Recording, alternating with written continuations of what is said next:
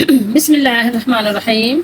حدیث نمبر 2493 ہے، بخاری شریف ہے۔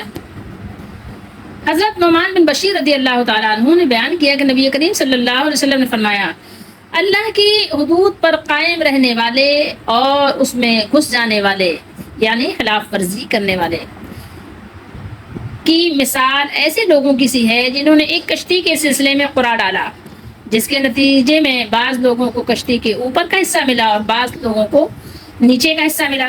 یعنی کشتی کیا تھی؟ کئی فلور تھے اس کے، یعنی اپارٹمنٹس تھے کشتی کے اندر۔ تو یعنی قرآن اندازی کے ذریعے سے انہوں نے اپنے اپنے لیے جگہ مقرر کر لی۔ کچھ لوگ نیچے بیٹھ گئے، کچھ لوگ کسی دوسرے پورشن میں بیٹھ گئے، کچھ لوگ اوپر بیٹھ گئے۔ بہرحال یہ انہوں نے قرآن اندازی کے ذریعے بیلٹنگ کے ذریعے سے انہوں نے کر لیا، ٹھیک ہے۔ اس کے بعد دریا سے پانی لینے کے لیے اوپر والوں کے اوپر سے گزرنا پڑتا، ٹھیک ہے۔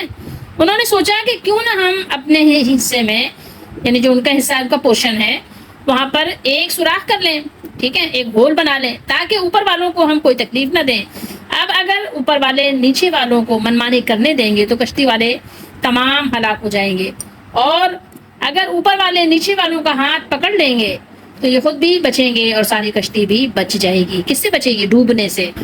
اسی طریقے سے بخاری شریف میں دوسری حدیث بھی ہے، حدیث نمبر 2686 ہے۔ یہاں بھی اللہ کے نبی صلی اللہ تعالیٰ علیہ وآلہ وسلم نے اسی انداز میں تھوڑے الفاظ کے فرق کے ساتھ بات بیان ہوئی ہے کہ اللہ کی حدود میں سستی برتنے والے اور اس میں مبتلا ہو جانے والے کی مثال ایک ایسی قوم کی سی ہے جس نے ایک کشتی پر سفر کرنے کے لیے جگہ کے بارے میں قرآن اندازی کی۔ سواری کی بات تو ہم پیچھے پڑھ چکے ہیں، آگے بات دیکھ لیجئے کہ جب لوگ ظاہر ہے ایک دوسرے کے پورشن میں داخل ہوتے ہیں تو لوگوں کو ظاہر ہے ڈسٹربنس ہوتی ہے نا۔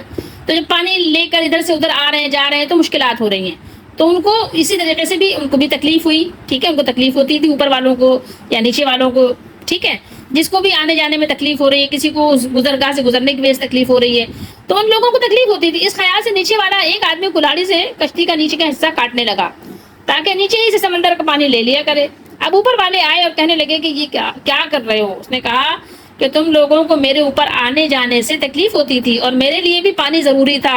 اب اگر انہوں نے نیچے والے کا ہاتھ پکڑ لیا تو انہیں بھی نجات دی اور خود بھی نجات پائی، لیکن اگر اسے یوں ہی چھوڑ دیا تو انہیں بھی ہلاک کیا اور خود بھی ہلاک ہو گئے۔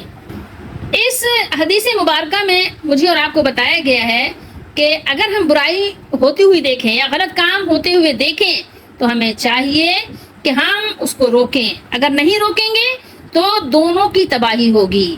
سمجھ رہے ہیں بات کو؟ اصل میں اس حدیث شریف میں سمجھایا یہ گیا ہمیں کہ برائی ہوتے ہوئے اگر آپ دیکھیں تو آپ روکیں، ورنہ ایسا نہیں ہے کہ جو برائی کرنا صرف وہ تباہ ہوگا، بلکہ وہ بھی تباہ ہوگا اور آپ کو بھی تباہ کر دے گا، وہ بھی ہلاک ہوگا، آپ کو بھی ہلاک کر دے گا۔ تو اگر برائیاں ہو رہی ہیں ہمارے معاشرے میں تو ایسے نہیں کہ ہم چپ کر کے بیٹھے رہیں، جی جناب وہ تو میں تو ظاہر ذمہ دار نہیں ہوں نا، میں تو کسی کا ٹھیکیدار نہیں ہوں نا، میں سب کو اپنا اپنا جواب دینا ہے۔ نہیں، اگر آپ کے اندر صلاحیت ہے، آپ کے اندر قابلیت ہے تو آپ نے دوسروں کو بھی ہاتھ پکڑ کے روکنا ہے۔ اگر آپ نے نہیں روکا تو اپنے ساتھ بھی آپ نے ظلم کیا، اپنے ساتھ بھی آپ نے مصیبت میں مبتلا ہونے والا معاملہ کیا۔ اس لیے اپنا بچاؤ اگر آپ نے کرنا ہے تو معاشرے میں اگر برائی ہو رہی ہے، ہمارے ارد گرد برائی ہو رہی ہے تو ہمیں چاہیے کہ ہم ان کو بھی روکیں، ان کو بھی منع کریں اور خود بھی اس سے دور رہیں۔ برائیوں کی مجلسوں میں نہ بیٹھیں، برے لوگوں کے ساتھ اپنا معاملہ نہ کریں، برے لوگوں کو اپنا دوست اور اپنا ہم نشین نہ بنائیں، برے لوگوں کی مجلسوں سے اپنے آپ کو دور رکھیں، اور جہاں تک ممکن ہو سکے برے لوگوں کی برائیوں سے خود بچیں بھی اور ان کو بھی بچانے کی کوشش کریں۔ ہمارا جتنا کام ہے اتنا تو ہم کر دیں، اور باقی پھر ذمہ اللہ کا ہے، اور ظاہر ہے طاقت سے زیادہ بوجھ اللہ نے کسی پر نہیں ڈالا۔ تو یہ نہ دیکھیں کہ جناب ہم نے تو نہیں کیا، ہمیں تو بلایا گیا تھا، ہم چلے گئے تھے، ہم اس میں شریک تو نہیں تھے، ہم صرف تو اتنے ہی تھے کہ ہم وہاں چلے گئے تھے، ٹھیک ہے، ہم صرف وہاں کھڑے ہو گئے تھے، ہم صرف بیٹھ گئے تھے، ہم تو صرف وہاں کھانا کھا کے آ گئے تھے۔ نہیں جناب، آپ شریک جرم ہوں گے اس وقت کہ اگر آپ نے بری محفل کو دیکھا اور ان کو روکا نہیں، ٹوکا نہیں، منع نہیں کیا، بلکہ آپ چلے گئے۔ کیوں شریک ہوئے؟ کیوں بیٹھے؟ کیوں کھانا کھایا؟ ایسی جگہوں سے آپ دور رہیں، ورنہ یہ کہ وہ پھر اللہ تعالیٰ آپ کو بھی اسی پریشانی میں، اسی بلا میں ڈال دیں گے جس میں کہ وہ، جیسے کہ کشتی کے ذریعے سے اللہ کے نبی نے سمجھایا کہ ظاہر ہے کشتی میں اگر نیچے سوراخ کر دیا، نیچے پھاڑ دیا اور پانی اس کے اندر آ گیا تو آپ کا کیا خیال ہے؟ کیا صرف نیچے والے ڈوبیں گے؟ نہیں، بلکہ پوری کشتی ڈوب جائے گی، اوپر نیچے کہیں بھی بیٹھنے والے ڈوب جائیں گے۔ یہی حال بالکل ہمارے معاشرے کا ہے۔ اللہ تعالی ہم سب کو سمجھنے کی توفیق دے۔